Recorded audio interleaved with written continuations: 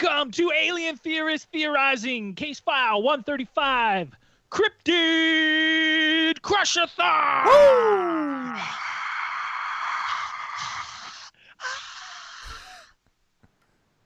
I'm Braden. I'm Zell. I'm Dan. And I'm Andrew. Booyah! Cryptid Crushathon number 2. The second annual. Wait, we did one last year, right? Part 2. I think it was like 2 years ago, probably. Biannual. Yeah. Well, you got to catch all. It's like Pokemon. You got to catch all the creatures first. Yeah. Round them Right? up. So that's once you have enough to put on the event, then you put on the event, which is coming live next weekend. The fights. I'm pumped for those. Cryptid fight 239 or whatever. So how many of these guys we talking about tonight are actual foilies? Like I'm talking shinies. Dude, every one of them. Oh, they're all. Buddy, this is a stacked card of shiny. That's big. That's real big. Just so it's April now, and if you don't know, if you haven't been following us on social media, for some reason we started this goddamn running challenge. We're day 5. God damn, some people are putting up some big numbers. I couldn't even walk today, barely. My calves are so tight. Dude, I had to take the day off. I started strong. I started off at a slow pace. I ran 8.5K. And after around 8.5K, my knee is fucked. I don't know if it's my shoes. Like I even watch videos on how to run long distance and like how to strike how to strike mid-foot and like how to not fuck your knees up and make sure you lean forward and don't overextend. Tried to save my knees. Nope, didn't work. Knees fucked. Boys brought this on yourselves. We did. You brought it on yourselves. 100%. I'm absolutely amazed at how much our fans like running. Dude, Holy terrible. Fuck, There's dude. so many people who I thought really I was like gonna- running. I was like, oh, I'm going to win. And then Man. after day 1, I was like, I'm not going to win. no chance. No Listen. chance. The only thing I enjoy running is my mouth. That's it. I want nothing to do with that shit. It's so far we've got you know what? I'm not going to read the top 3 right now. Actually, Daniel Wilkes in 5 days has 105 kilometers logged. It's Pardon ridiculous. me? Ridiculous. The guy is What? insane. Guy's a fucking machine. Yeah, he's a long distance runner who, because right away we had a shame and be like, are these numbers real? Like we're sending the piss. We need the piss. How much does this guy pay off Usain Bolt to run for him? Like this is fucking ridiculous. He's a sprinter. No, if you look at paces and stuff, like he's all good, and he just like running changed his life a couple years ago, and he just loves running, and he's just happy that there's a group of people that are doing it with him. So on our Discord, we got a bunch of people cheering him on now. We've been making the joke that third's the new first. Yep, 100%. Second is a little bit of a Suspect. controversy. Yep. Bree with 60 kilometers, but 130K run, and that's it. Interesting. Holy shit. It seems like when she joined, it just uploaded all of her last week's run before the competition at once. Or something. And I can't really tell. she hasn't logged any kilometers since putting up the 60. Suspect. Right. We'll see how that changes. And number 3, rounding out the top 3, Sodomize, 47 kilometers. Where are your theorists at? Well, Zell's at 10th place with 24.6 kilometers, which I thought was impressive. Which I thought was pretty good. Your boy Braden sitting in 15th with 23 kilometers. Also pretty good. And Andrew and Dan are tied with 0 kilometers. There we go. Last place. Hey man, essential men such as myself don't have time for running right now. Yeah. All right. Just run in your mouth. Yep. that's Exactly. it. Writing checks your body can't cash. Anyways. No. Fucking writing checks and saving necks, baby. That's what I do. You know what's funny about the challenge is when we first made it, we said like hashtag alien theorists exercising, but when you space it out, alien theorists sexercising. It's so I know. good. I saw that It's too. so I was good. like, yeah. Alien theorist sexercising. That's better. Even better. I like Better. it. Yeah. Yeah. We're keeping it. Hashtag alien theorists exercising. Yeah, it's hilarious. But we got a long month, so stand there. I'm hoping for a top 5 finish. To be honest, I will need new shoes before I can catch up. I ordered mine. I ordered new shoes. Got new shoes coming. What'd they say for shipping? I had How long? 5 business days. That's not bad.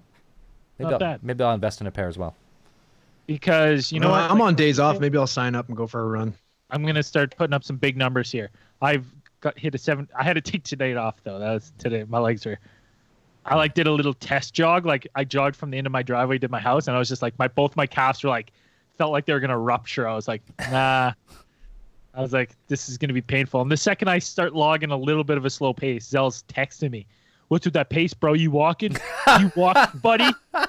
You put up Such a walking pace." It was a 7:41 or something. Like, hey, that's power walking. Let's go. Dude, I ran past some people walking. There's no way I was. Okay, well, I was lumbered. It was tough. Anyways. It's been a week. You still got lots of time. It's only when this comes out. You know what? If you want to join, you want to get your ass in gear during this all this quarantine and stuff, you can download the MyFitness app. Map My Run. Map My Run. Add Ryan or myself, Braden R, and you can see add Braden R. I have the ATT logo, and then we'll add you to the challenge. Join in. We're gonna set a group goal. I don't know. Let's all Is the moon destroy. unrealistic? Let's all destroy our knees Yes. together. Everyone destroy your knees together. It'll be real fun. Yeah. Well, and it'll be scope surgery May. Yeah. I like it. Fun times. Anyways, let's get to the Crushathon. All right. Ooh, Let the carnage begin.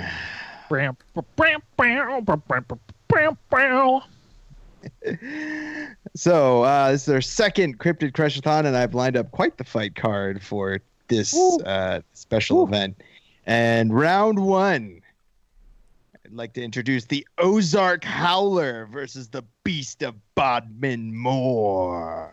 Shit. The Ozark Howler, both of these creatures are your alien big cats. And by alien, I mean just not native and not alien. Or they could be alien, not really sure. The Ozark Howler is a native to the northern parts of Arkansas and the southern half of Missouri, ranging around the Ozark areas. It's been sighted between 2005, 2010. People originally thought it was a cougar or something like that, but the problem is that wildlife officials around those areas, they say there's not enough of a breeding population of cougars left in Arkansas. So a lot of shit. That's a head. number of sites seen something big like this. That's a fake mounted head. If you're watching the live stream of an Ozark Howler, it does kind of look. It's got like a hybrid between like a canine and a cat mouth. And then it's got That looks weird, exactly like that one Joe Rogan has in his studio. It has like kind of horns on the back of its head as well. That Right. thing is It fucking has gangster. it's been described as having glowing eyes and horns. And, Howler is in the name. So it has been reported that, people hearing those strange caterwauling noises outside. Wow. Just like that. That's eerily accurate. Did a beer go down? Yeah, I had a little tower going. She's gone now though. She toppled. And in the other corner, you have the Beast of Bodmin Moor. Wait, hold on. I need to know more about this howler. How big is this thing? Like, is it big as a house cat? Like, I see it's like devil cat. Devil Big cat. as a house cat? No, what? It's way bigger than a house No, cat. Braden just How asked if it's big? as big as a house cat. It's bigger than a bobcat. So it's probably Okay. about cougar size, large cougar. Oh man, a large cougar is a big fucking animal. They I wouldn't have. fuck with There it. was one case where they on the Sci-Fi Channel show Haunted Highway. Apparently, they left out a like a large piece of meat in order to try and lure out the creature. And they said when they came back, they found footprints, at least one footprint around that area. And when they had consulted a wildlife biologist about it, they said that it is, it's about the size of a puma or a cougar. Jesus. So like a big cougar can be like 100 kilograms, man. Like that's a big fucking animal. Yeah, they get well over 200 pounds. Yeah. Jesus. So it's got the claws. It's got the terrible howl. It's those as big as cougar. fucking- Some people say it's like a bear. Like it doesn't it. If I recall correctly, isn't there also known as like some sort of night bear or something? Night light bear or something. The nightlight Bear. bear. Yeah, I think so. All I don't remember. all the pictures that you can look up always paint it as a big cat, like, and they always like kind of look like this. Like people are like, this is what I seen. It's like a, it looks like a jaguar, kind of. Oh, that's a fucking jaguar. Jaguar. With red eyes, right? Red eyes. So it's got claws, it's got teeth, right? Stealth. It's got the speed. It's got the strength. It's got the glowing eyes. So next you have the Beast of Bodmin Moor from Cornwall, England, the United Kingdom, flown all the way over to here, across the pond. Reported sightings of this creature go back to 1978, and there have been also with those cases there were occasional reports of mutilated livestock. I think the most common hypothesis is that the Beast of Bodmin Moor, along with other sightings of these large cats, because the sighting of mysterious cat-like creatures around the moors of England is not anything new. These have always kind of been around. It's always been hypothesized that perhaps some of these were escaped cats. Somebody was the Tiger King before the Tiger King over in the UK when it was legal to own large cats. And so it's been the Ministry of Agriculture and Fisheries and Food actually conducted an official investigation to looking for this creature in 1995. And they found that they came to the conclusion that there was no verifiable evidence of any exotic felines loose in Britain. And they say that some other creature had mauled the farm animals or had been attacked by an indigenous species, but I don't know what that would be. It'd take down a whole, an entire cow or something like that. Beast of Bodmin Moor. That's what it is. So what you're saying is we gotta hear a regular cat fight. Mm-hmm. Yeah, love it, dude. So the Beast of Bodmin Moor, again, two big cats. We're gonna square up. So now, is this Bodmin Moor beast? Is it comparable size to the cougar? Are we on the same? The Ozark Howler. Yeah. Well, yeah, that's what I mean. Like, is it going to be on a similar? Like, are we talking cats, or is this Beast of Bodin or whatever the fucking Children of Bodin beast? Is it like a cheetah size? Like, I don't know. I need more information here. Like, are we going big cat versus lean and fast cat? Seems to be. It seems to be. They're similar. I don't know. I'm gonna say from the description, it sounds like the Beast of Bodmin Moor may be a little smaller, a little sleeker, a little faster. Oh shit. I think the Beast of Bodmin Moor is like Braden is saying is a little bit smaller, about maybe like leopard size. Okay. So lean and fast. This Ozark Howler's a fucking tank of a cat. Oh yeah. Well, yeah, dude. Bear, it's like a cat / bear. It's fucking massive. Yeah. So speed versus strength. Yeah. Classic matchup here. Seems to be what it's coming down to. The problem with cats is, dude, cat fights are vicious. Oh, dude. When you watch like a leopard fight, they like grab. Watch two house cats fight. And Dude, they grab. Same thing. They lock on. Crazy. They lock on with their front paws and claws onto like the back of the neck, and then take their feet and then like try and kick each other's guts out. It's fucking crazy.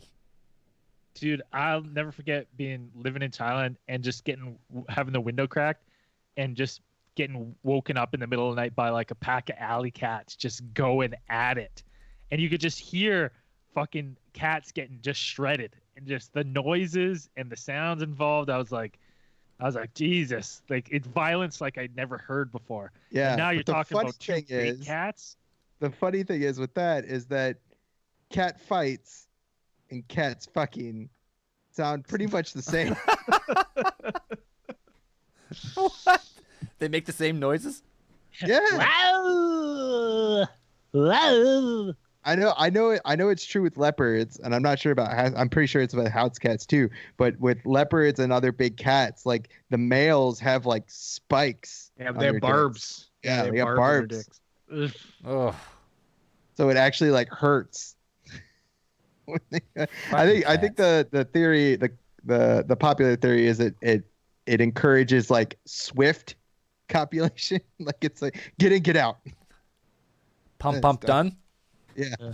Well, it's because they can, like, house cats anyways, can carry children from multiple different mates at the same time. So when they have a litter, they can have like 3 or 4 different fucking dads. It's crazy. I did not know that. So Nuts. these things. The more you know. square up. What's Dan? What's your take? Who do you got and why? Strictly based on pictures, I gotta go with the Ozark, just because it's way more documented and it looks way more terrifying. That's all good.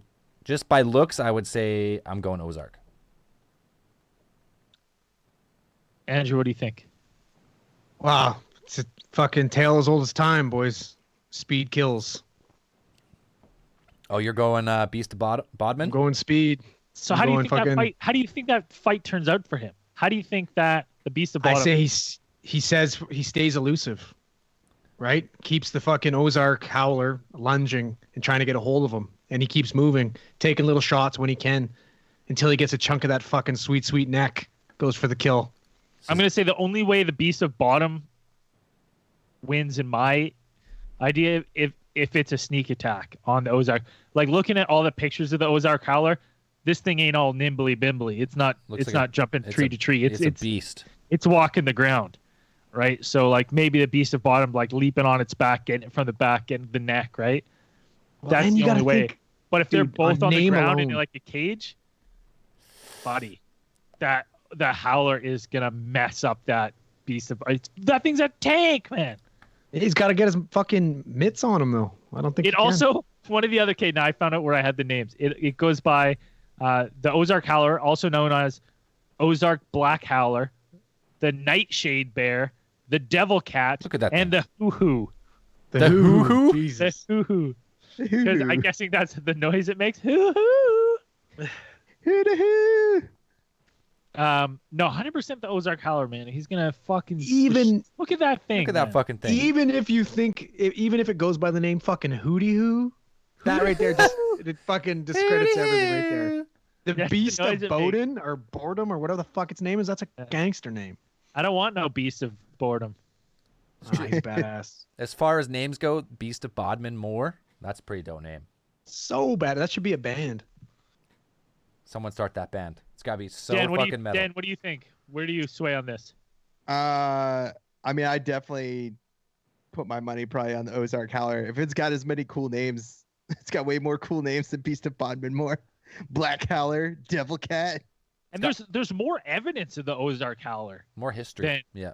Yeah, the more history. So it's like, so I'm saying if we're putting in a cage what these things really are, they just Listen. materialize in a screen. There's a chance that the Beast of Bottom Moor is just a regular black cat. Or like you said yourself that the way the Beast of Bodmore wins is by sneak attack. Obviously, if this thing's fucking real, it's fucking sneaky as hell. Right? Because It's true. It hasn't really been seen since 1978. No one can find it. Exactly. That's one of the first sightings. So- But I mean, I'm pretty sure there's still, every now and then there's still a couple sightings of these large, big cats out on the moors of England. This guy's buddy, my boy here is sneaky as fuck. Next thing, before your Ozark nerd knows what's happening, he's got a fucking jaws clamped around his neck, and it's fucking Sweet Caroline. Ozark toast. nerd. See you later. Go boy, me. Exactly.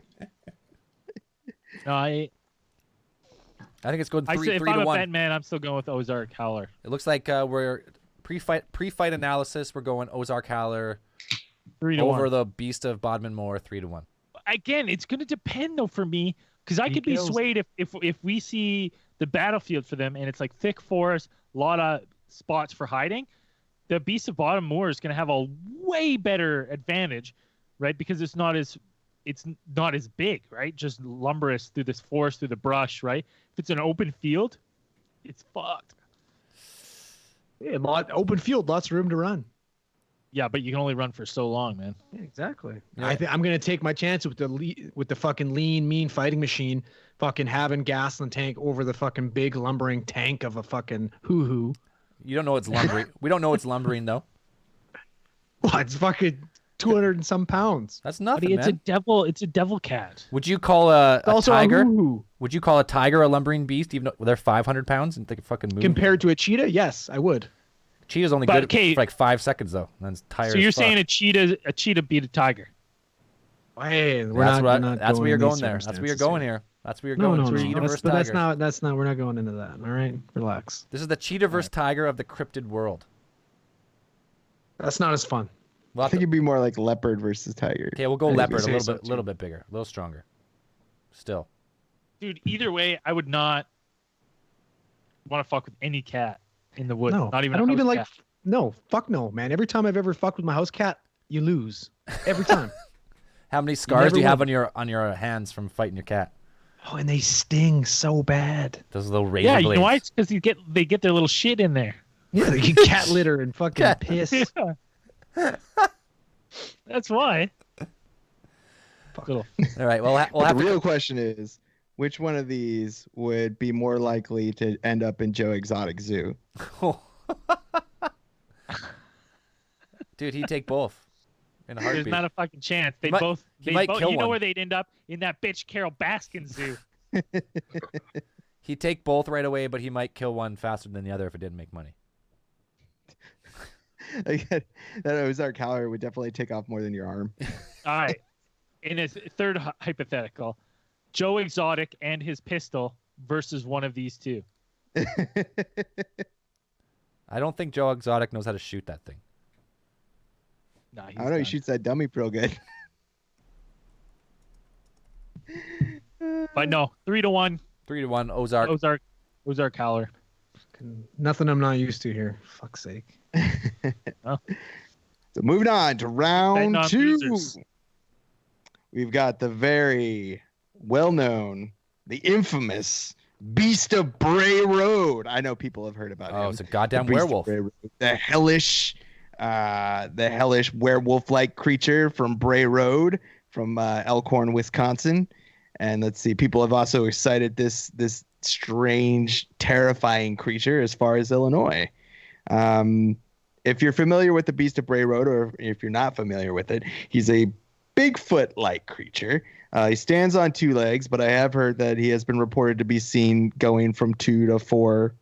He can go from 2 legs to all 4s, and people say that it's very large. They say that it displays some sort of intelligence. It's brown and gray in color, and most of the sightings happened between 89 and 91. So people have seen this one. So he's a Bigfoot. He's 7 to 8 feet, something like that. I always thought of him And we more have of him a squaring werewolf. off against the Beast of Busco, or it could be Busco. I'm not The sure. Battle of the Beasts. Battle Right. of So the Beast of Beasts. Busco is a legend from Churubusco, Indiana, and it is described to be an enormous snapping turtle, and people have claimed to see it around 1989. That is fucking dope. They affectionately named it Oscar after the first discoverer of it, and so the guy who found it, it was they said like in July of 1948. There were at least 2 citizens of Churubusco, Ora Blue and Charlie Wilson, reported seeing this huge alligator snapping turtle, and they estimated it being about 500 pounds or so. Jesus. The farmer who owned the land where they sighted it, it was named Garrel Harris, and Harris even reported seeing this creature. So, I mean, this creature's so popular there that they actually have a Turtle Days festival each June, and it has a parade and carnival and turtle races. Do they sacrifice like wild game to the turtle, or what do they do here? No, I don't think so. What's a 500-pound All right. turtle? I So think there's what do I- probably face painting and turtle races. I don't know about human. I don't know about sacrifices. That wasn't in there. Oh, So what do I need to know here? I need to know, is this guy fucking walking around like a Ninja Turtle? 2 Yes. foot. 2 foot. Okay, For so he's our on 2 legs. purposes, Yeah. Okay, So so, we're the Beast of Busco's got a fucking shell. He's got that razor sharp mouth. He can shoot his neck out really far to snap. He's got razor sharp talons. He's got a tail with probably some little spikies on them. He's 500 fucking pounds. I imagine that he's going to be a little short and stocky though. Like he's not going to be like he might be like 6'5", 6'6". He's gonna be a lumberer for sure. He's gonna Yeah. be a. Slow mover. Whereas He's a turtle. Whereas we have the Beast of Bray Road is like a werewolf, like a big werewolf. It's like a Bigfoot. Bigfoot. I almost think like more like a werebear. Some people call it like more like a bear. You could say that. But so he's got the teeth. He's got the strength. Fucking huge ass claws and shit. So it's Bigfoot with claws. Bigfoot with claws is what we're talking here. So Yeah, Bigfoot with claws and versus like Toka from Teenage Mutant Ninja Turtles: Secret of the Ooze. I think it would really be Tokar and Razor. Like I think that's really what it would look like. So now I always lean more towards Toka. I think he was fucking cooler personally. Did he just like spin around on his shell? Wasn't that his thing? Yeah, well, he was kind of like I was a big Slash fan. If you remember Slash. Yeah. And that's who I thought they were trying to make Toka be. So that's why I fucking really liked him. But dude, I don't think there's any way you can convince me that the Beast of Busco doesn't end up taking this one. He's got fucking armor. You know what I mean? Like he can suck his limbs into his little shell for protection. You know what I mean? Like I don't know what's that going to be? Like you're missing the biggest thing. You're missing the biggest component here. He's got fucking turtle power. Yeah. That's everything. Yeah, but he probably has a soft belly. You flip him over, Beast of Bray Road, gets him, flip him on his back, expose the soft underbelly, tear him apart. Buddy, Ninja Turtle's got 6 packs. Dude, Snapping Turtle's got to cock its neck into its shell and then lunge out and go for one quick bite. But if it misses, do a quick like single leg takedown, flip him on its back, rip out the guts. Beast of Bray Road wins. I don't know. He's got dexterous arms. Gets you gotta in there remember and maneuver too. him. He's got fucking probably got thousands of years of fucking fighting experience. He's a turtle. His lifespan's fucking forever. So the size of the turtle. So if a normal turtle lives like, what are those like leatherhead sea turtles live to like 400 years or something? Don't they? Something crazy? What? No, what? Yeah, 400 years? I'm pretty sure. Maybe the sea turtles. 100. Sea turtles. I think 100 is. No, yeah, man. I think 100. No, man. The tortoises are like a Galapagos tortoise is like 100, and there's one that's like 150, maybe 140. I think. And man, he's a snapping turtle. The power of that fucking jaw. Whatever he grabs, he's snapping in half. No, not as impressive. I'm looking up how strong a snapping turtle bite is. So this is, and obviously this is a 500 pound. This is a 500 pound snapping turtle. But here, like I was expecting like a normal, because normal snapping turtles can get pretty fucking big too. Yeah. Not 500 pounds, but I was expecting them to have a crazy bite. A snapping turtle's actual jaw strength registered between 208 and 226 newtons of force. Humans' average bite force is between 300 and 700. Oh, so we bite that motherfucker in half. Yeah. So now all of a sudden I'm like, so he doesn't bite that hard. But he's got that big spike. Yeah. Got the big spike. spike. And you gotta imagine the Beast of Bray Road is like solid muscle, you know? Yeah. So if it's even if it's trying to bite that, like if he clamps down on it, or he blocks, if he takes a bite on his arm and he like he yanks back, I mean he gets that neck exposed and just keep going for it. This is gonna be a bloody battle. He's losing flesh every time he pulls his arm away.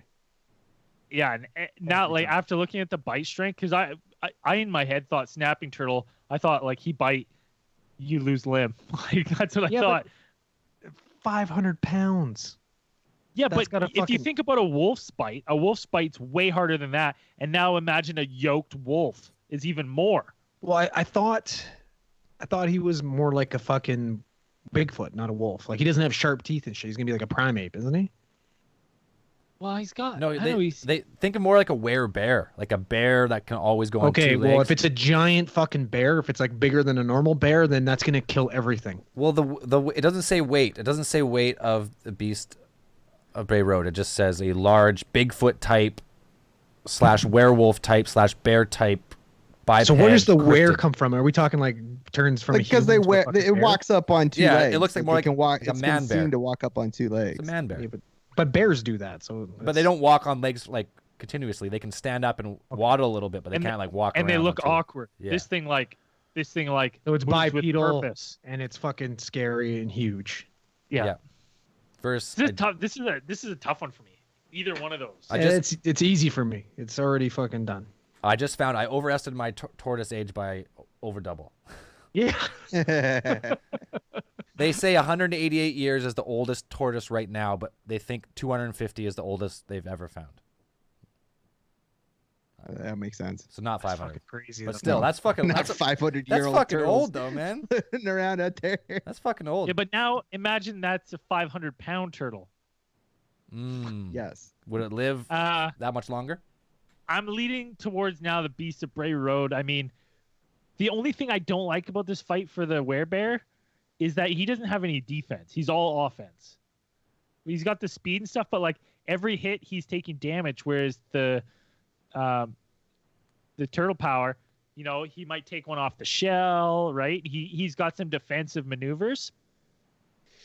It's a tough one. So what do you think? Who's winning this? Well, it would have to How? It would have to depend on the arena. Where are they fighting? Yeah, if they're in the water. Not necessarily even the water. If it's just like even like a marshland, like a little swamp.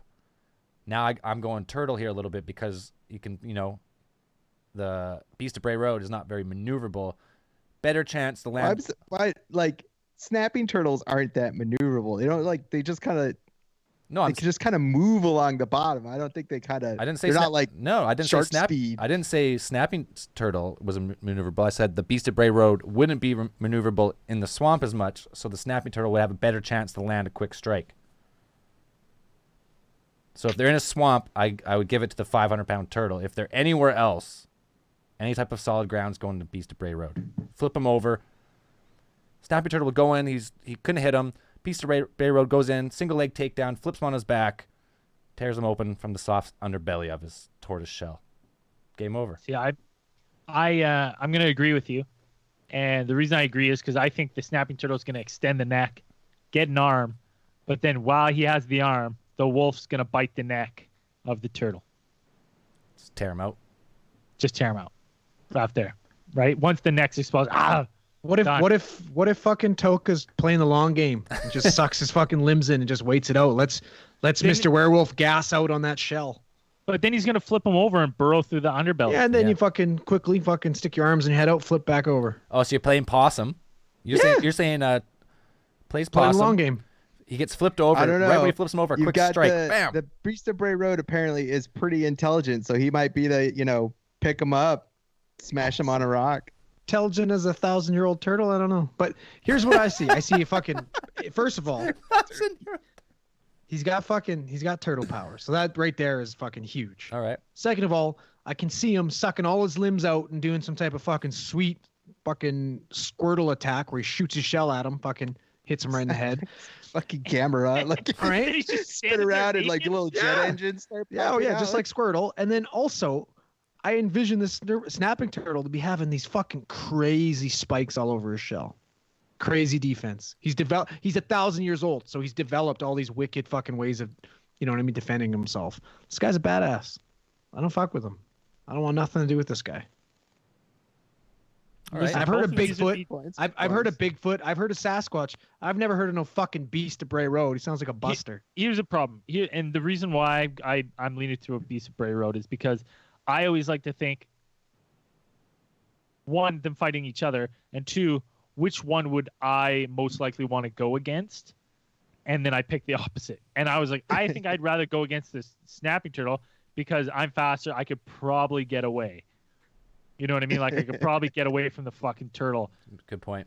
But I don't think there's any environment where I can get away from the fucking Beast of Bray Road. That thing would truck after you. Yeah, you would- You know what I go mean? nowhere. Like, you're I'm not getting dying. away. That's a You good see point. that thing in the woods, you're dead. You see that thing on the lake, you're dead. Crossing a river, dead. Getting mail, dead. At Denny's, Crossing the street, dead. Going Yeah. to your office, dead. Dead. There is no possible situation where you're not dead when you come across the Beast of Bray Road. No, whereas Watering like your plants, if all of a sudden dead. you see this giant fucking turtle, goo. You almost be Cool. inclined to You're throw like- rocks at it. Yeah. Hey, I'm also reading here that turtles' underbellies are not soft, It's got to be softer than the top shell. but not much. It's still armor. still hard. So you're saying gonna have bitter. You don't think you could curb stomp the shell and just crack it? I don't know, man. But once he's on his back, he can't get up. Oh yeah, he does a fucking cool breakdancing spin. Haven't you fucking go ninja, go ninja, go? Go ninja, Jesus, go Sal. ninja, go. Okay, I'll give you that. I'll give you that. If it's just as hard a armor on the belly as it is on the back. I don't see now. I'm not. Don't quote. I don't know if it's just as hard, but I'm trying to do some fucking fast googling here. If it's any less hard than the back shell, the Beast of Bray Road is cracking it open. That's what I think. I'm giving the advantage to Beast of Bray Road for that fact of like there's a whole lot of scenarios where I survive fighting the fucking tortoise than I do fighting the Beast of Bray Road. He's got more weapons. Beast of Bray Road's got more weapons. Yeah. He's got the speed. He's got dexterous arms. He's got the smell, obviously. Just a fucking turtle. I don't know. I'm going Beast of Bray Road. That's one vote. Braden? Beast of Bray Road 2 as votes. Dan? I Beast of Bray Road. Oh, 3-1 again. Andrew gets defeated 3-1 in the votes against on the You know what? cryptids. There always could be an upset, though. You never know. TMNT turtle power. Dude, that's right. You can never discount a big upset in any fight. Listen, any one of these cryptids has a punching chance, right? If they're in the fight, they got a puncher's chance. You just got to land one. Oh, in chat, someone's saying that the bottom shell is just as hard as the back shell. But thank you. Everyone fact check that. I have no idea. I know shit about turtles. So no. Listen to in chat. Whoever said that, they're right. Believe them. They're probably turtle experts. All right, turtle experts. If you guys want to change your votes, go ahead. It's nope, fine. I'm still going with it. I still don't. I don't see how that's an advantage. You suck in. Yeah, like. Okay, you want to know what the true advantage is? Fucking Mr. Tolka brings Vanilla Ice with him and raps the entire time while this is going down. He's got a hype man. Game over. He's got. That's it. That's what it comes down to. Vanilla Ice shows up. Like what? Have you ever seen a turtle get down? Come on. But it's just gonna be I just don't see him winning. Like if he starts to lose, it's gonna be. I would say this is either gonna go victory for the Beast of Bray Road or a draw, because of people like, hey, fuck. Get out of your shell, fight, do something, and he's just hiding in there. Yeah, well, what happens if he gets completely out of his shell while the Beast of Bray Road isn't looking, and he starts pounding away on that shell again, and he comes out there naked, puts him in a rear naked choke, game fucking over. No, another expert has just chimed in on chat. They call it a plastron of a snapping turtle is not full coverage on the underbelly. Bray flips the turtle over, it's over. Yeah, but why? I don't understand why. Like that's going to be the Beast of Bray Road's entire fucking anatomy is going to be just as soft as the fucking tortoises. Yeah, it's not like soft. It's like pure muscle. Like, so why wouldn't the turtle's solid underbelly be muscle too? I'm confused. Why is it any different? The turtle is going to be slower and not as agile. So I'm like, if he takes a running hit from the fucking Beast of Bray Road and falls, it's over. I'd say so. But I'm still saying though, you can never count out a good upset. So you never know. I mean, I'm just because even if they locked hands and they're just going at each other's faces. I don't know. Everything I've learned in my childhood told me that you can't fuck with a turtle. I would say the Beast of Bray Road.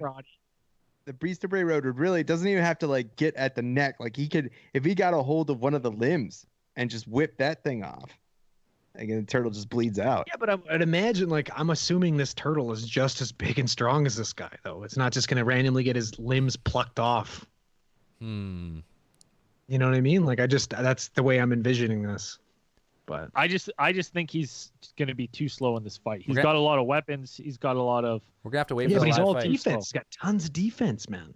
Yeah, but with one huge problem: if he goes full defense, he's then exposed by his belly and his underside, and he's got a small part on his belly that's not as strong as the other ones, and he can come out of his shell whenever the fuck he wants. Andrew, are you going defense wins championships here, or what? Is that what you're saying? Always. All right, well, we're gonna have to wait to the live fights and really see how this battle unfolds, because it's a toss up. Andrew's put up a good fight. I could see how upset could happen, but chances if I'm betting from a betting man, I don't like those low odds. Yeah, it's a bad matchup for the turtle. Now, if you're Take this going one turtle personal. versus one of these cats, sure. Yeah, turtle versus cat. I would say 100%. this. I would say the turtle against the beast of Baltimore. I'd go turtle. Yeah, if this is a bracket, keep fighting to the death. Turtle beats the Right? cat for sure. Maybe just he'll pick see- up. Maybe the turtle will pick up a nice bronze medal. Who knows? I just see the fucking cats batting the shell around. Yeah, and then they Bored. getting bored and like looking around, and the turtle just being like, whoop, grabbing it, pulling it in, chomping it. Chomping it. Have to wait and see. Wait and see. All right, let's see. What do we got for round What's next three battle? here? Round 3. I like this because I learn about new cryptids I never knew about. Oh, this we got some monsters coming up here. Round 3, you have the Wendi-Go versus the lesser known but no less intimidating Brosno dragon. If you don't know about the Wendi-Go, Wendi-Go has been featured in many popular medias. If you watch Supernatural, TV shows, movies, it always kind of pops up every now and then. The classic depiction of a Wendi-Go is said to be about 15, probably about 10 to 15 feet tall. The body's often described as being emaciated. They're nothing but skin and bones, perhaps, but they're still quite strong. They are, people claim them to be unusually fast, uncannily fast. They can endure walking for long periods, and they don't mind harsh weather. So cold, rain, things like that don't affect them. They can just walk. Some people say they're fast, but others people say that they move in kind of a more like shuffling manner, like more zombie fashion, like they're falling apart. If you don't know what a Wendigo is, it's usually it's relegated to Native American. A couple of different Native American cultures have the story of the Wendigo, which is a creature that is created when a person is possessed by the Wendigo demon, and that usually happens when a person commits the cardinal sin of cannibalism. So people have said that this is probably stems from times when either hunting parties or certain tribes got caught within certain areas where it was cold and no food and had to resort to, cannibalism, So eating if you each other if you or chomp- eating dead bodies. If you chomp down on some human flesh, then you can become a Wendigo. That's the tends to lore? be the case.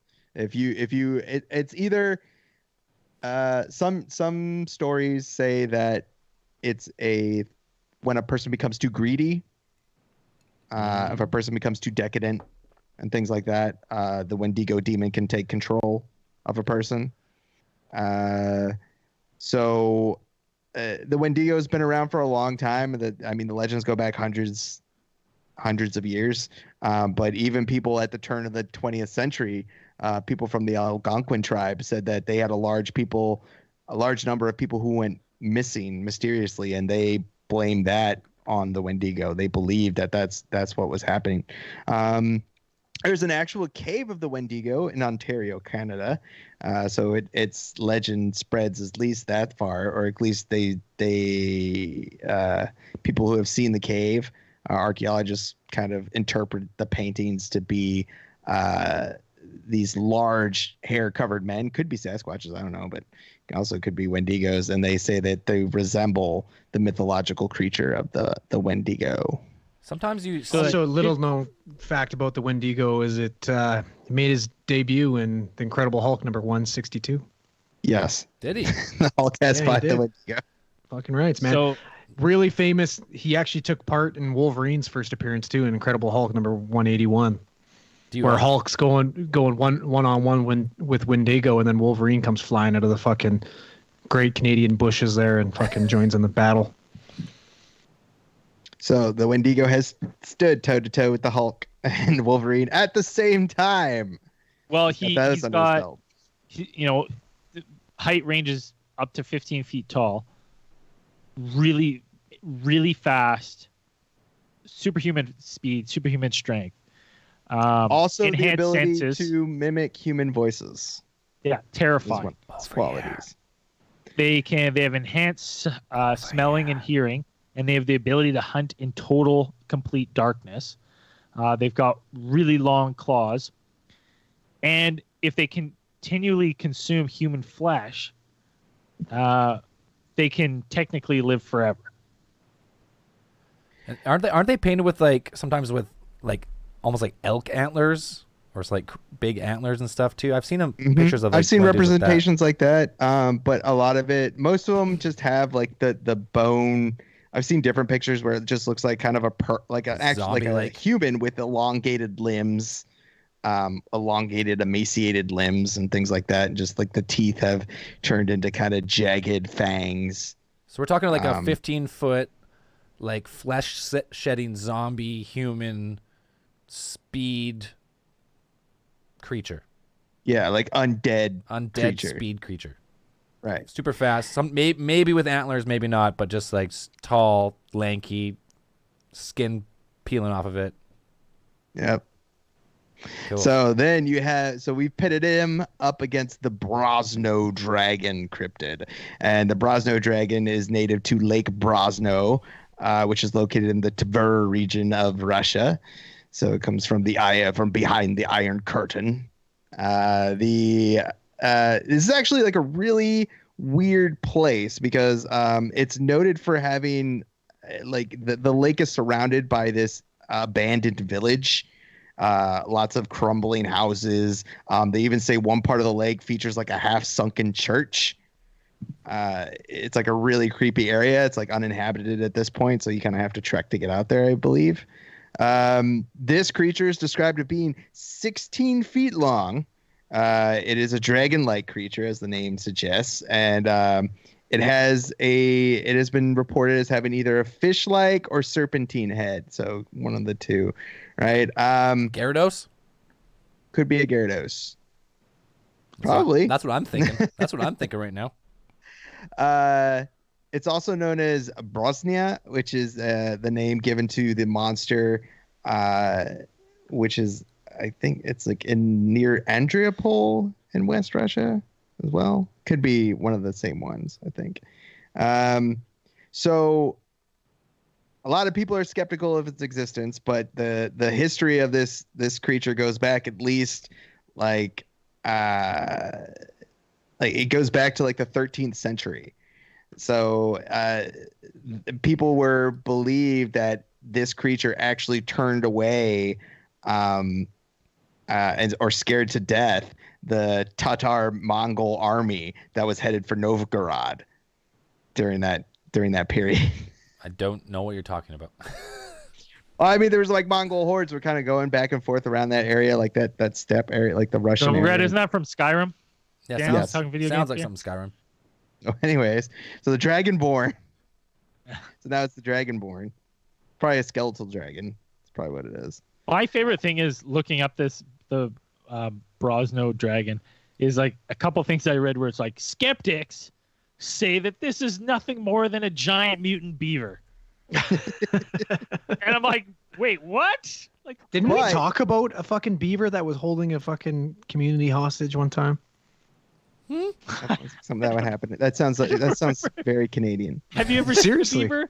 There was a beaver roaming around our community just this weekend, basically doing the same thing. Like no one could cross it because it was just fucking around. They didn't come and push it back into the ocean. Yeah, don't fuck with beavers, man. No, fuck no. Tail slap. Well, if it is a giant mutant beaver, it's pretty fucking tough because this thing was said to have swallowed an entire German airplane during World War II. Dude, it's fucking Gyarados. Look at this. That's fucking Gyarados. That's the Brosno dragon. What? Oh, that's a picture of Lagacris from fucking Monster Hunter. Yeah, that's what. I guess that's what it would probably that's what be. Yeah, that's Lagacris from fucking. That's from Monster Hunter. Just picture Gyarados. That's what it is. It's a fucking Gyarados. What was his attack in original Pokemon? First 150. Hyper Beam. Was it Hyper Beam? Hyper Beam or Hydro Pump. Those are the two good ones. So this guy, he's shooting Hydro Beam right away. Game over. One shot kill. This is a bad. You know what? Because I would say Wendi-Go is a beast, absolute beast. but this is a bad matchup for him on land or water. The Brosno Dragon's just too big. I guess unless It can't be on land. No, they're both about. They're both same The size. Brosno Dragon's like 16 feet long, and the Wendi-Go is like 15 feet. Okay. So they're about the Just same make it- size. When he swallows a plane, I guess planes were smaller back then. I mean, for like a little fighter plane, maybe. And I guess if he's like a snake and It he just like this jaw and like. Well, it could have been just a misconception. Maybe he just he chomped the plane out of midair, didn't actually like swallow it whole. He just bit out of midair. Maybe. This is a tough one. In water, 100%, it's going to the Brosno Dragon. Any kind of water environment. Is the dragon if it's on amphibious? land, Is he amphibious? well, it lives in the lake. He can't come out. He just don't have like little. I'm not saying feet. he can't come out, but if he comes out, I give an advantage to the Wendi-Go at that point, because if it's dark out, which it probably would be, because I don't imagine Wendi-Go's hanging out at high noon, right? It's really fast. It can mimic voices, so it's fucking around with where you're looking. It knows where you are. It doesn't need to see, right? Whereas the Brosno Dragon at that point is just all power and like gnashing around. But if this thing got around and just like ran by, like clawed it a bunch of times, right? Like little stealth attacks. Yeah, I agree with that. Just another one would be where are they fighting? Where are they fighting?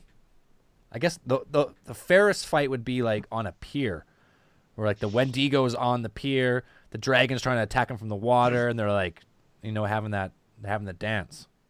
Yeah. You know what? I'll say right now, I'm going to give it to a Wendi-Go. It doesn't matter either way, because even in water, I think on the water's edge, on a pier, anything, the Wendi-Go is going to lure it out mimicking voices. Over here. Right? Mimicking prey, someone hurt, someone vulnerable. It's going to get this thing to where it wants it to be. And then right? strike. And scrap. Yeah, and then strike. So I'm going to give it like I think Wendi-Go is just it's more clever. It's a beast, right? Like it's Wendigo's intelligent, right? It's Wendi-Go is like, it has the supernatural advantage, whereas the Brosno Dragon seems like just a beast of the water. Yeah, exactly. So it's like I give it to Wendi-Go based on the intelligence. It's going to lure it. It's going to put it in a position where it can defeat it. So what do you think? But what if it doesn't? That's what I mean. What do you think? It's battlefield though. I'm gonna say if the battlefield's more or less if it's on a pier, the Brosno Dragon's lurking beneath the water. You don't know where he's gonna rise up. If he catches the Wendi-Go on the blind side and can get him into the water, then I give it the edge to the dragon. Just of sheer advantage of the domain. But if Wendi-Go turns around and catches them on the way up, for the sneak attack, once Wendi-Go uses, it's fucking supernatural beast. I don't think we can even comprehend the type of power the Wendi-Go has. He might only be 15 feet tall, but he could have the strength. He could be so strong you couldn't even fathom. He maybe just fucking grabs the dragon, gives it a quick sidewalk slam on the pier, breaks his back, grabs him by the tail. Oh God! Grabs him by the tail. Through the pier. Grabs him by the tail, does a couple, does a little hammer. Ties him in a knot. Hammer toss, 3-4 turns, and just launches him onto shore. And then by that time, it's over. It's game over. I'm going Wendi-Go. Supernatural power. You can't sneak up on him. He's supernatural. He's going to grab you, break his back, throw him onto shore, and just have his way. Game over. Wendi-Go. Andrew? Well, I got to go back to the fucking evidence, and I have evidence of the Hulk going 1v1 with Fin Fang Foom, and the Hulk wins. So there you go. A guy that can go 1v1 with the Hulk, Wendi-Go, we've seen it. It happens. Hulk comes out on top, obviously. But I've seen the Hulk run through Fin Fang Foom like he's fucking nothing. Okay. So if he can do that, but for me, the big thing is it's water. I don't think it's a fair fight to begin with if Wendi-Go is anywhere near fucking water. If he's near water, it's the fucking dragon 9 times out of 10. All right. Fair. Dan? I don't know. I might give it to the Brosno Dragon. Like, I'd give it to just the fact that... What decision? Like, the Brosno Dragon, I mean, it's a fucking dragon. Or if it's some sort of, like, sea dragon creature, it's still gonna be like a fucking crocodile. It's like saltwater crocodiles are fucking scary. Yes. Yeah, like a 20-foot long. Okay, however long. Yeah, they get like 20 foot, like 28, maybe like 17 feet long. No, Those things are fucking nasty. And if he gets a hold of like if he gets a hold of like one of the Wendigo's limbs or something like that, death into a death roll, rip that thing right off.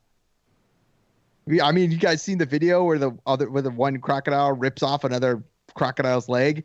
Yeah, that's fucking crazy. One bite and one turn and it's over. Yeah, boom, it's gone. Done. And I can't imagine like there's much like I don't think the Wendigo can become like incorporeal necessarily. What does that mean? So like Asking if for a it's friend. like emaciated and things like that, I can't imagine that there's much like holding it together.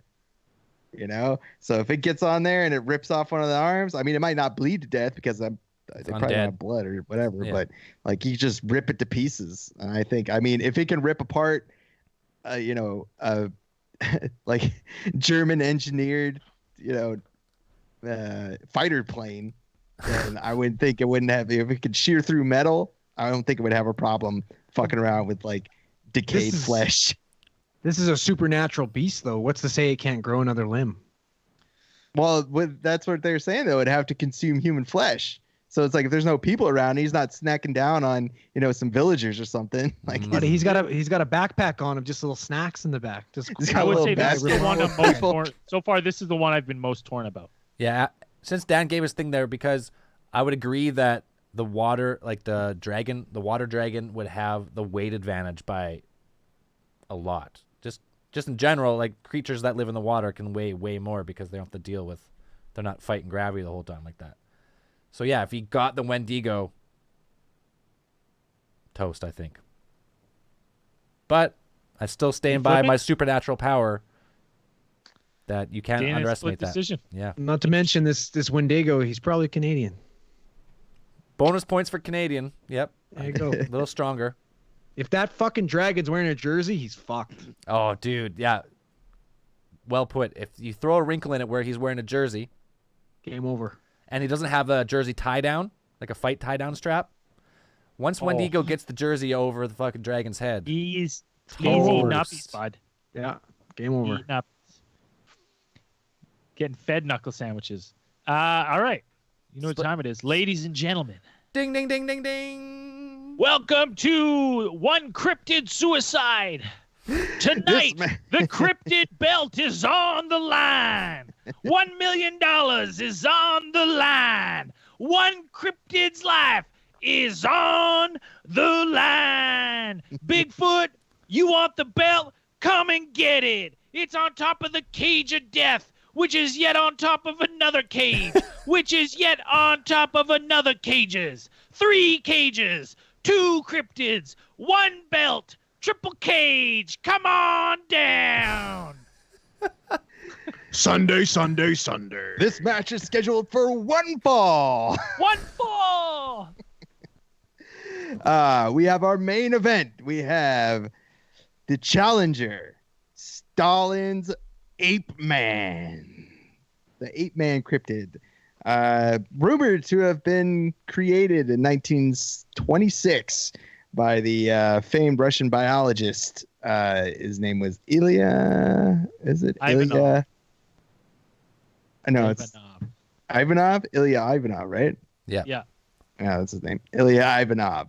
And he was a famed zoologist at the time, and he believed that he would be able to produce an ape-human hybrid from artificially inseminating a woman with monkey juice. Dude, this is El Nasty.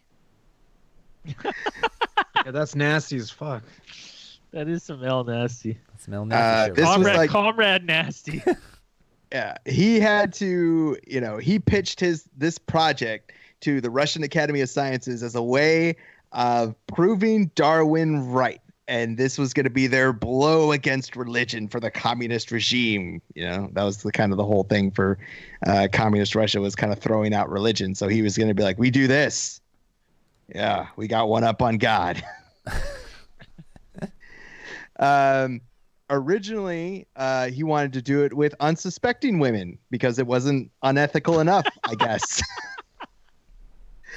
But eventually he had to actually seek volunteers. So there were actually women who volunteered To become a to be ape part man? of this project. I don't know what, I'm not 100% sure what they offered them They volunteered, Dan. They volunteered. to produce the next generation of ape monkey men. Yeah. Ivanov wasn't without previous successes. Before he had done this, he had successfully produced a Zedonk, which is a zebra and a donkey hybrid. Horrible animal. A Zubron, which is a some sort of LeBron James. a bison cow cross, and also managed to produce some combinations of like rats, mice, guinea pigs, and rabbits. A guinea pig and rabbit would be pretty rad. Pretty rad. Strange. They claim that none of his experiments ever worked. And at some point during the mid 1930s, they had got fed up with his crazy shit and they exiled him to Kazakhstan, where he perhaps successfully created a Borat. true man-ape hybrid. So we're the cryptid talking about. Crushathon. So we're talking like for this, Stalin's ape man is basically would be like a silverback gorilla, but with the brain of a human. So it's I think it's very more smart, chimpanzee conscious. because he went to was it Zanzibar or Madagascar? Zanzibar, I think. He traveled to Africa to retrieve chimpanzees. Fuck, man, chimps are scary too. Yeah, I would have shit, never yeah, they had are. you like like 6-7 years ago. If you would have told me like, oh, it mixed with the chimp, I would have been like, so. And then like after seeing like that, learning about chimps and that woman getting her face torn off, I'm Ripped like, off. oh, dude, chimps are scary as fuck. Dude, chimps go to war. They're savages. And how much stronger are chimpanzees compared to humans, like pound for pound? Insanely strong. Like, They are, Rip your limbs off. yeah, like without even thinking about it. like you just pull your arm right clean out of your socket. Just Buddy, they're solid muscle. They're fucking jacked. because they're not like they're like 150 pounds, a big chimp, or how big are they? A big chimp? Yeah, like a big chimp. Like a full-grown male Like a chimp? male I'm chimp. not sure. Anyways, they are so a chimp is that strong. So it's pretty much a large chimp, a large intelligent chimp is what we're dealing with here. All right. Wild adult males can get up to between 40 to 70 kilograms. So we'll say that Ivanov probably picked on the big size. 72.2, so 100. You're 160 pounds. 150 pounds. Zal, I gave you a fucking chimp in the group chat. Have a look at that and give that a post. This is what I'm picturing. This Is is what you're picturing? and this is a real chimp. All right, let me find this fucking chimp here. Is it just I a want- picture of you? I want nothing to do with it. Yeah. Is it the shaved? Oh my god! Yeah, don't ever fuck with that chimp. Oh Look at the set of my! nuts on this guy. I want nothing to do with him. I want nothing to do with him. It's really tiny. I don't know if you can really see that, but there's a chimp. It looks like The Rock. He's But- fucking jacked. Oh, man. is that one of those chimps that has like alopecia and he's just like, No, he's not. he's got no hair? He doesn't have any hair. Alopecia is when you don't have any pigment, so you'd be all white, wouldn't you? No, Oh that's no, not alopecia. No, that's alopecia is no hair. No alopecia's hair, No yeah. hair. What's when you're all Dan's white? got it. Albino. When you're Albino. Listen, there's not a. I'll say right now, Dan. I love in your note. I just pulled up your notes. You've got all these notes for Stalin's non-ape, and for Sasquatch, your notes are he's fucking Sasquatch. He's fucking Sasquatch. Sasquatch is the Sasquatch is the reigning champion of the Cryptid Crushathon. He doesn't really need introduction. He's Sasquatch. Dude, Giants. you all know. Even Harry and the Hendersons, like that's what I'm picturing in this fight. But there's the chimp is just he's the underdog in this right away. He's too small. Because I'm like he's too small, and as strong as chimps are and as smart as humans, I'm like Chimps to humans. Bigfoot is huge. But- huge. But you have to think about hybrids. And if you think about hybrids, when you think about, for example, tigers and lions, when they produce a liger or a tigon, huge. what happens to them is that often they have this kind of imbalance in their hormones, like one of their hormones doesn't produce right or keeps producing, and they actually increase in size, like they keep growing. Yeah, lagers get fucking massive, man. So Thing you're to saying remember here is it's fucking Russian. Think about the anabolic steroids that this Juiced beast up. is on. He's juiced to fucking tits. This is not an ape. This is fucking Bane. This is All right. fucking dude. This is Drago, too. Ivan. This is the Ivan Drago of fucking beasts. And here's the thing: we look at that. Ivan We look at Congo. that chimp, and that chimp. That picture of that chimp. That picture that we just looked at of that Congo. yoke chimp. Yep. That's a chimp who doesn't know how to work out and doesn't have any like performance enhancing drugs. Now you That put we that know thing in about. Russia with like a human brain that can train and fight. Now it's starting to get scarier for Buddy, me. this 'Cause is I'm like, this is Rocky 4. This is fucking North America versus Russia. yeah. This is Nikolai Volkov, Hulk Hogan. This is fucking everything. Okay, so you're saying we have a chimp human hybrid on fucking steroids, and the hybrid program has resulted in like Universal Soldier, like trained for killing. and Buddy, this is Ivan Congo, like Dan put it. It's perfect. and they never stop growing like a tiger and a lion. The hybrid produces a much stronger, bigger chimp human with the human brain with chimp strength times whatever.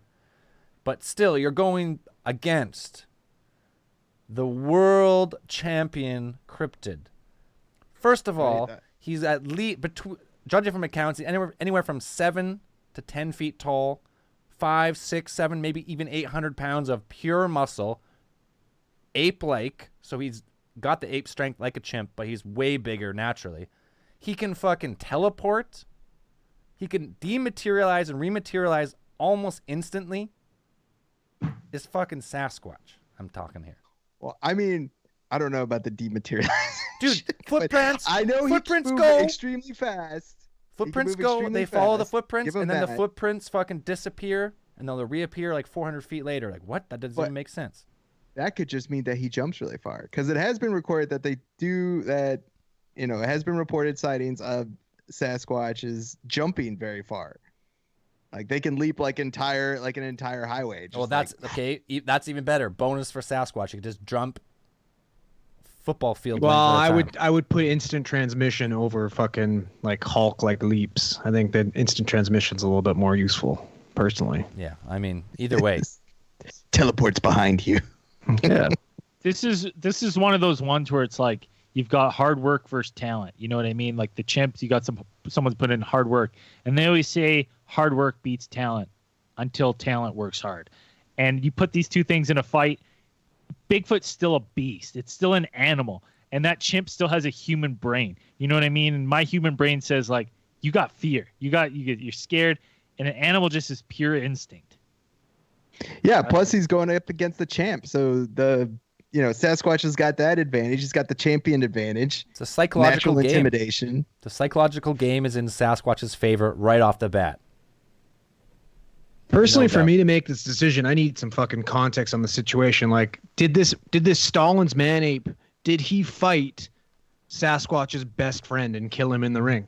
No Apollo way. Cryptid. Did he kill Apollo Apollo Cryptid? Cryptid? That's what I need to know, right? Did Sasquatch train during fucking montage videos? I mean, working his way through the cryptid ranks, I'm pretty sure I heard a thing about the man ape meeting up with the Yeti in the what the fuck are they called? The Himalayas, because he had to get over here, right? Yep. Did he get the eye of the tiger there? Is that what happened? Pretty sure he stopped the Yeti pretty bad. Well, you know what I mean? Like, is Sasquatch running in the snow with fucking, you know what I mean, tree trunks on his back? Like, is doesn't putting in have that to. work? It snows pretty He doesn't well in have the to. Pacific Sasquatch Northwest, doesn't have right? to run anywhere. He does. Oh, he does. He's got to put in the time, man. He's got to have the training montage. Hearts on Fire needs to be playing. It's very technical. So we got Sasquatches are known to be migratory creatures. There you go. He's running up and down the Pacific Northwest up there. That's a long trek. So we're here. We have Team North America because Sasquatch is North America wide. Versus the engineered Mother Russia hybrid wannabe Sasquatch, who's nowhere close to as good, in my mind. That's what I've seen here. He wants to be. He thinks he might be, or she, but not. No chance. I'm going with a quick knockout here. A quick knockout. They're very similar creatures. Biped ape-like creatures. Maybe if you go with the human touch of the Russian hybrid, maybe they have a little smarter, but maybe not, because no one's ever fucking caught Bigfoot. He is the social distancing champ of the world since the dawn of mankind. I mean, you also got to take into fact too that if this Russian man ape is going to have a human brain, he's not going to have that primal fucking rage that Sasquatch has. Sasquatch has got a completely other gear, man. It's true. Savage. Yeah, I gotta give it to Sasquatch because he's a fucking giant ape, man. Like, even if this chimp, we're going. We're trying to pump up Stalin's mountain ape. We're trying to give him the benefit of the doubt. If he's bigger than any other chimp, if the mix between human and chimp allows the chimp to grow bigger like a liger, we're taking a lot of ifs with him to even give him a fighting chance. My money's on Bigfoot. Boom. Bigfoot, motherfucker. I mean, Bigfoot is a real North American. It's a real North American. Hide in the trees like any man.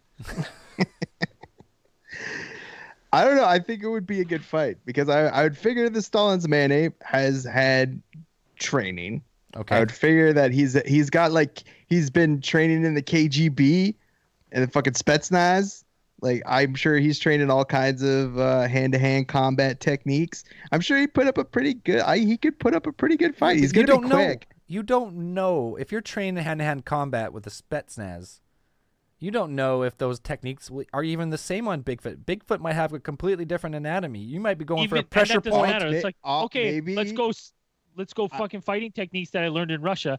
How would those fare against a bear? Because it's a wild animal. You're fighting a grizzly bear. It is a fact that Russians fight bears all the time. I have seen some Russian kids fight some bears. That is a fact. That's true. I have seen this, and it's weird. And also, we don't know if the man ape has been training against El Nasties. Oh, so you think the man ape has been trained against some caught wild El Nasties from the... I think the El Nasties are his trainers because the El Nasties are the original Russian Bigfoots, and they're... What was that mountain range called? Ural Mountains? Right. So they rounded up some El Nasties from the Ural Mountains, bring them in as trainers to train man ape versus El Nasty, which is similar to a Bigfoot, maybe not as strong. So you're saying those techniques may pay off in the long run. So we got a cage prize fighter versus the cryptid champion of the world is what we got here. Yeah. Trained all the deadly martial arts versus a wild beast who can teleport and has unimaginable strength and his hide and seek game is first of all, you got to find Bigfoot. You're not just going to find him. He's going to find you first in the fight. So I think I just think it's going to be a good fight. So I think it's going to be a good fight. I wouldn't put it up as like a blowout. I wouldn't go that far. I think Sasquatch is going to have his hands full. I think Sasquatch is going to pull the Russian hybrid, both his arms out of just completely off and beat him to death with his own arms. It's going to be like a human fighting an ape, fighting like a really strong chimpanzee is going to be like Bigfoot fighting this guy. Yeah, that's what I think. Other way around. That's what I think too. I think the man ape's going to come in with a lot. He's been fucking up humans, pulling their arms off, thinking he's all yoked, and then he's going to step in the ring with a great ape. Boom. And he's going to get torn in half. Quick fight. That's what I predict. I'm saying you throw a chimpanzee in a ring with a silverback. Who you got? It's over in a second. Silverback, dude, pull in half. Silverback, 100%. Dude, 100% kills the chimp any day of the week. So the fact that we're even... Shouldn't even be... We should just end the podcast right now. I don't know. I'm saying, like, Spetsnaz, they do all the kind of crazy Krav Maga. He could be gouging eyes out, kicking out knees. Well, unless Listen, I don't know. maybe Going for the joint. Israelis. dude, maybe the Spetsnaz, maybe they give him like a hidden fucking ankle fucking blade or something, and he's cheating. That's true. Maybe No, they're all fighter. checked before the fights. check. They're all checked No before the illegal fights. blades. No brass That's knuckles. Bush League, man. No brass they're knuckles, checked. what you got? You don't know if he's hiding razor blades in his mouth. Yeah. It's Those things but out. here's the thing. You put a UFC cage match together with Stalin's man ape and just a silverback gorilla. I give it to the silverback gorilla. You know what I mean? Like even with the smarts and stuff, there's just something about that size and just pure power. He's gonna pull that chip apart, even with the Soviet man brain. Like I said, we're throwing a lot of ifs to even give the Stalin man ape a fighting chance. I agree. A lot of ifs around, and that's why I got to give it to my boy Bigfoot. He's retaining the belt. We got in chat. It's going to be like C-3PO getting his ass whipped by Chewbacca. That's what's going to happen. Yeah. Let's pull those arms clean off. Pop, pop. Okay, we got 2 for I Bigfoot. agree. Dan, going close. Yeah, I would say Bigfoot too. But closer. But You're going closer. But I don't think it's gonna be a blowout like you guys are thinking it is. I don't think it's gonna be that. All right. We got 3 Bigfoots, but 1 Bigfoot not by blowout. 2 Bigfoots by instant win. Yeah. 2 Bigfoot KOs, 1 Bigfoot by decision. Andrew, what do you got?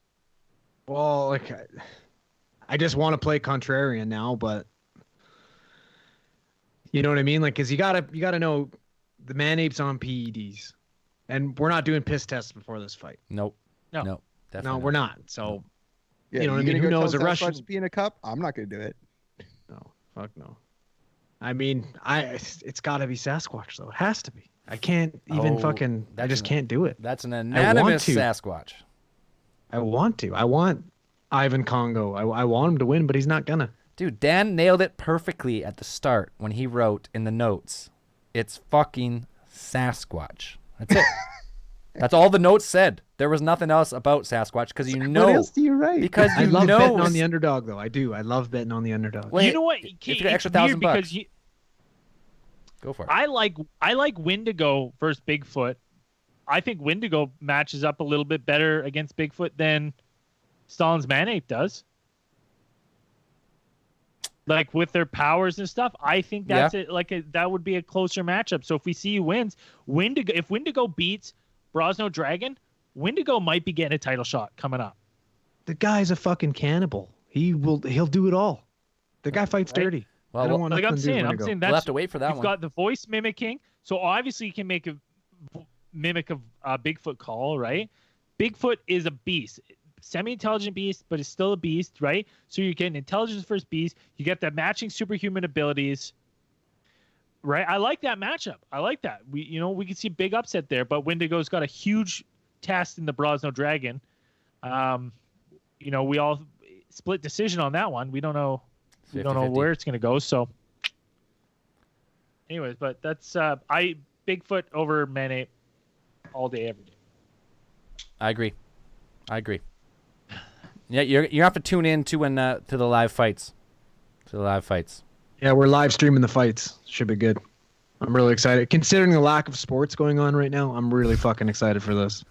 Yeah, I'm glad the pay-per-view still on, and we're gonna be able to watch it. That's gonna be the best thing. Yeah, official date hasn't been announced, but the fights are coming. With a fight like this, you don't really know when it's going to take place. Could just happen. Yeah. Stay tuned. Dana Black said they're happening somewhere on Earth, no matter what. Somewhere. A private island somewhere. Yeah. Yeah. Somewhere in this universe, they're happening. He said. He didn't say when, but they are happening. You can bet your bottom dollar on that. All right, let's Zell, since we have all the fights done today and learned about some new cryptids, why don't we get into some space news?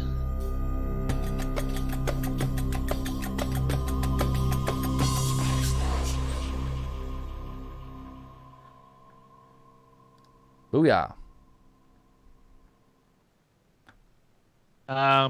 This was an interesting one. I only have the headline.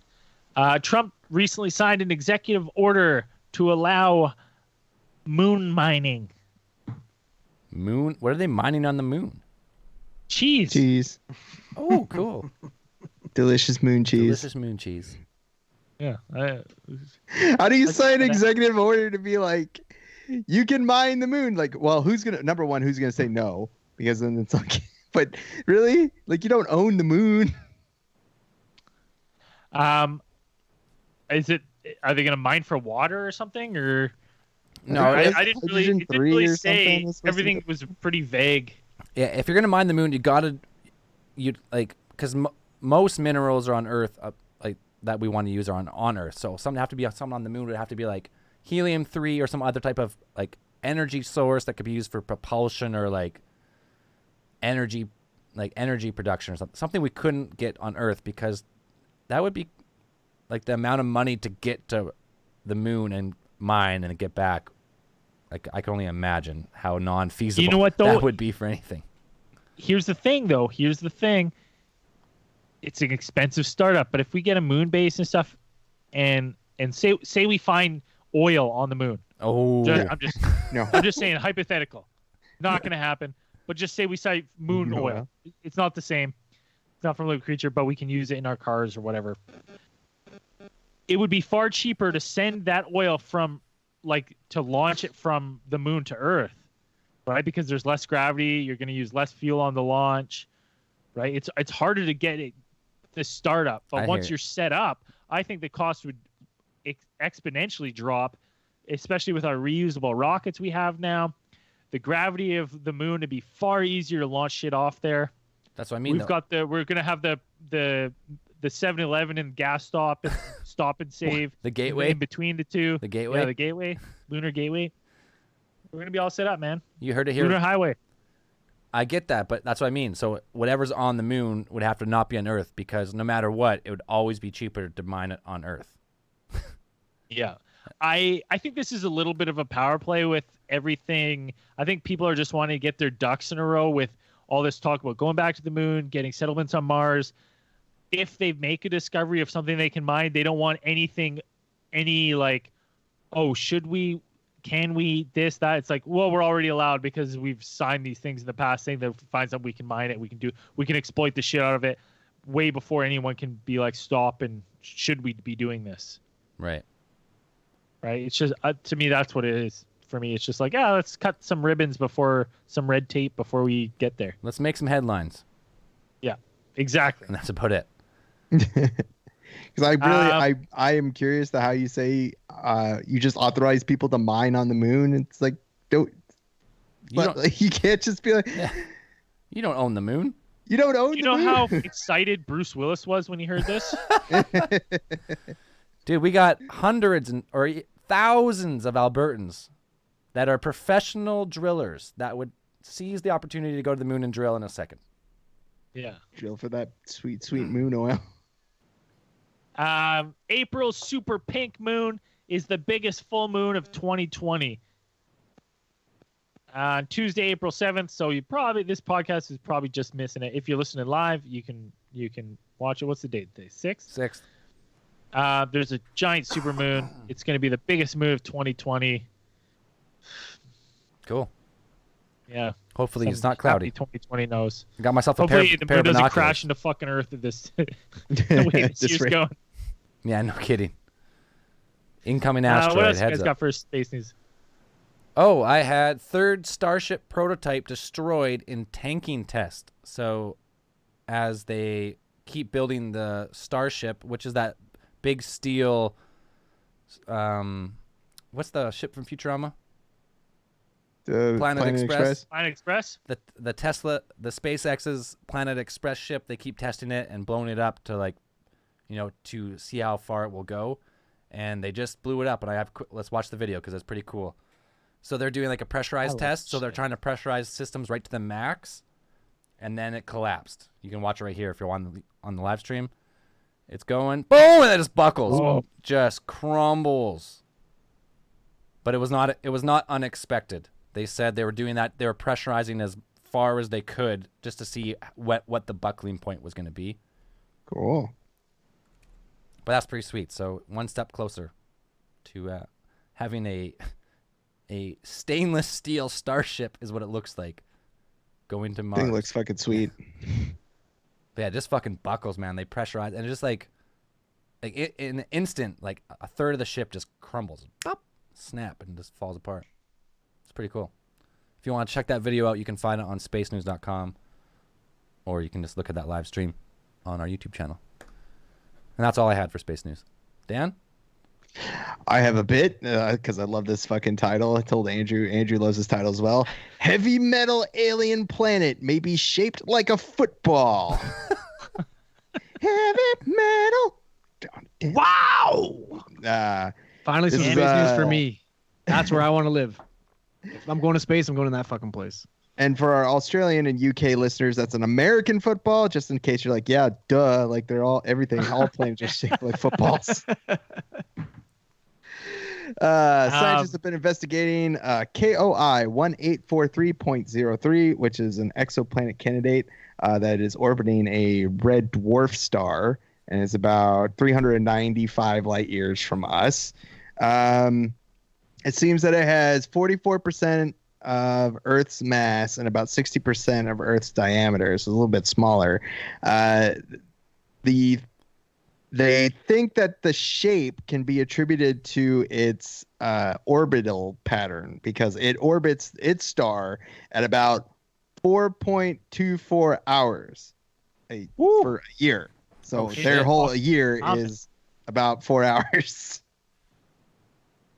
It's about 1/6 of a day here on Earth. So this thing is just whipping around that red dwarf star, and they're thinking that is kind of shaped it the way that it is, like these forces that have that are working on the planet have just like shaped it into the kind of like an oval shape. Cool. It's pretty nuts. It's pretty weird looking. I mean, they don't really if know. Andrew likes it, it's probably incomplete.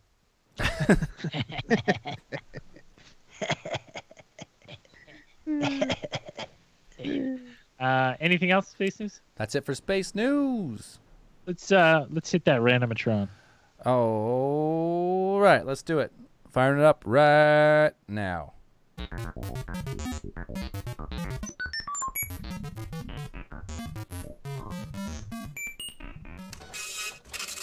Printing, faxing, emailing, scanning, texting. Woof. At the same time.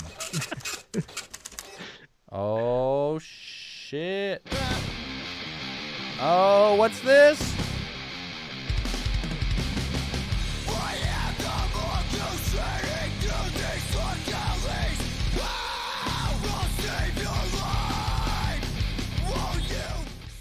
Mongoose File. So before we start this, Yep. as we know, obviously this didn't happen to me. Of course right? not. It happened to a friend. I have a friend. I have a friend of mine. Of course. Right? And So, not but even what- that. And from my understanding, that friend's not even that much like the friend of a friend of a friend isn't even that Acquaintance. much of a friend. He's an acquaintance. He kind of Loosely. knows the guy. Barely there. He's barely there. If you ask me, the guy's a bit of a fucking bro. You know what I mean? Not the kind of guy you want to be around. with. I know that type Real of guy. Yeah, a little bit. I heard this guy's got some short man syndrome. Totally the kind of guy you want to give a fucking 1 star. Let's just say Like that. he's got one full sleeve on his left arm. Whoa, you're getting a little too descriptive here. All right, All right, let's, all right. let's relax here. Okay. All right. Anyways, He's the type of guy to do one of those push-up challenges. yeah, And yeah. not What an asshole. and Fuck not that not to guy. do a running challenge. No, Not a running Not challenge. challenge, We'll running probably skip on that. Fuck cardio. Fuck cardio. Cardi, no. Already know. Yeah. One of Cardi, these. no. I think we painted a picture. Oh, he's probably a guy that's still fucking working, doesn't have time to run. But either way, Yeah. let's just, Either way. Let's Way. let's get into this here. Yeah. Okay. So, Semantics. all right. This certain situation takes place around, you know what I mean, early in the morning. A friend of mine shows up to work. He's about a half an hour early for work, started day shift. So he's pretty tired, a little bit groggy. You know, you see the night crew, they're in rough shape. They still got about half an hour left in their shift. My partner for the day rolls in, and we're like, you know what, guys, why don't you go home early? We'll take over. You know what I mean? So the shift hadn't started, hadn't even really started yet, but they're taking over. Within minutes of the night crew walking out the door, the phone rings, of course, right? Hop on the air. We need you to code 3. We have a psychiatric call at a construction site. All right, so it's like 6:15 in the morning. Not everything's clicking just yet. You know, you're a little foggy, haven't had the coffee yet. You know, things are going a little slow. So you're driving to the call, working with a new partner for the first time, trying to, get to know the guy, crack a few jokes. You know what I mean? I mean, like, yeah, I did construction. That, if I was still doing it, that'd be enough to make me crazy. Trying to get a laugh here. Didn't get one. Tough crowd. Show up to this skyscraper that's being built. It's about, at that point in time, I believe there was about 28 floors, and we start hoofing it up these stairs, and a guy's leading us to the scene and trying to get into kind of some information, like, hey man, like, what's going on? This is kind of weird, like, is this a employee of your guys's or something like that? And he's like, no, man, we've never seen this guy before. He just broke in. I'm like, oh, it's weird, as they're going up all the floors. And finally we get to the 28th floor, and I'm like, why the fuck would the guy climb all the way up to the top of this? You know what I mean? I'm like, this is crazy. This is a huge walk. And the guy looks at me like I'm fucking stupid. And I'm like, what's going on? He's like, well, obviously to jump off. And I'm like, well, I've completely miscalculated the situation. Like, don't you think that's some pertinent information that you should, maybe let the dispatcher know? Like, it's a little bit out of my skill set. Yeah, you're like, I help him when he's hit the ground. Exactly, right? And so I'm like, okay, like, this is fucked. I'm like, we're going to go back down. And he's like, well, no, he's right there. Like, you got to talk to him. He's going to jump. And I'm like, I'm just as fucking qualified to talk to this guy as the guy that led me up there is. You know what I mean? So I'm like, whatever. So we walk over to this guy that's on the end of the ledge, kind of like full arms extended, being like, whoa, like, fucking please don't jump. Like, you know what I mean? Try to find some common ground with this guy. And, next thing, we're up there for about 10 minutes, get on the radio to dispatch being like, this is not what we thought it was. And as soon as the mics clicked, you can see the guy being like, who the fuck you talking to, man? And you're like, nobody. It's all good. It's fine. Everything's good. And anyways, we let dispatch know that we're way over our fucking heads here. This is above our pay grades. We are not fucking ready for this. And so they're going to send the police and the fire department and the high angle rescue, everybody. So I got to fill some time. I got to kill some time. So I'm sitting there striking up a conversation with this guy, trying, like, I've seen the movies. I'm trying, it's not worth it, man. There's got to be a better way. Let's find some common ground. You know what I mean? Just basically killing time. About 6-7 minutes later, I get a slap on the chest. All right, ambulance driver, you're good, buddy. Take ambulance off. driver. And I'm like, instantly the guy, it says ambulance driver, and I'm like, this guy's obviously not fucking talking to me. Ambulance driver. So, all right, not in a great mood, but I'm like, that's fine. Thank you for leaving me in this situation. I've already wet myself, so I need a new change of pants. So, you know what I mean? I felt like we made a bit of progress. The guy stepped back from the ledge. You know what I mean? We had a good talk from him. So we're, walking down these stairs. I'm talking to my partner. I'm like, you know what, man? I think we did some good. Like, it sounds like this guy probably isn't going to jump, so we can take some solace in that, and, everything's okay. Within fucking, 10 minutes, took us down to get to the bottom of the building, hop in the ambulance, start the engine and warm it up because it's cold. It's early in the morning.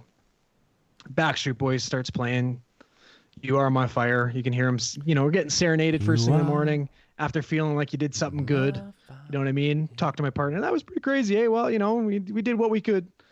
And then within 2 minutes, all of a sudden you kind of just look up and you can just see something come sailing. No. And lands about, like, I'm talking maybe 4 feet in front of the ambulance. Just like fucking departed, like just, oh man. And you're just like, oh, okay. Oh, shit. Yeah, so that went from feeling, pretty proud of yourself to being like, oh, okay, well, maybe next time. Jesus. Yeah, but that's Dude, when you're in those kind of jobs, though, like, as people will be like, oh, you're cold. It's like, no, motherfucker, that's how you get through the fucking day. Like, you see this shit day to day. Like, people are like, oh, fucking, and people don't get why, like, cops and paramedics and stuff have a dark sense of humor. It's like, it's the only fucking way to cope with some of this shit, because it's so unbelievable, the shit you hear and see, that it's like, you've got to almost like dehumanize it for yourself. Well, and it's like, I don't know, man. Like, even for us though, like, we usually show up after it's happened. Yeah. You know what I mean? You don't fucking show up and it happens right in front of you. It's usually quite rare. Yeah, and like, that's fucking everybody was shook. There was like a TAC team there of like ERT trained fucking paramedics and stuff like that. And like, as soon as this guy splat, one of the guys came sprinting out with a syringe filled with tranexamic acid and jabs the guy in the leg with it. And you're like, I kind of just like stuck my head in the ambulance. I was like, it's not going to do anything, man. A guy just fell 28 stories onto cement. Like There's some things that are physically that's the end. These guys' organs are sheared in half. I wish your friend of a friend would have just leaned out the window and said, "Time of death right now." Yeah, no shit. It's a one-liner. He needs those one-liners. It's not a and then he reverses beep beep beep. Yeah, no, it wasn't good. That's crazy. Fucking terrible. Yeah. Anything else before we end this one?